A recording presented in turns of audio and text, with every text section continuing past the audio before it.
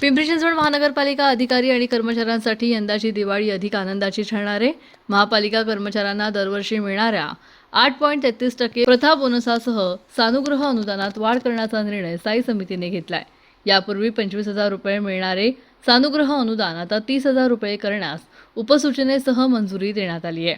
या निर्णयासाठी आमदार शंकर जगताप यांनी प्रशासनाकडे सातत्याने पाठपुरावा केला. 2025-26 ते 2029-30 या 5 वर्षासाठी बोनस आणि सानुग्रह अनुदान देणाऱ्या करारनाम्यालाही स्थायी समितीने मान्यता दिली आहे. महापालिका आस्थापनेवरील अधिकारी, कर्मचारी, शिक्षण व वैद्यकीय विभागातील कर्मचारी तसेच नियमानुसार निवृत्त अधिकारी कर्मचाऱ्यांनाही याचा लाभ मिळणार आहे. स्थायी समितीच्या मंजुरीनंतर आता हा प्रस्ताव अंतिम मंजुरीसाठी सर्वसाधारण सभेकडे पाठवण्यात आलाय. अंतिम मंजुरी मिळाल्यानंतर वाढीव सानुग्रह अनुदानाचा लाभ कर्मचाऱ्यांना मिळणार आहे. एकूणच वाढीव अनुदानामुळे महापालिका कर्मचाऱ्यांच्या कुटुंबियाचीही यंदाची दिवाळी अधिक आनंदात साजरी होणार आहे. प्रतिनिधी महाराष्ट्र न्यूज, पिंपरी चिंचवड.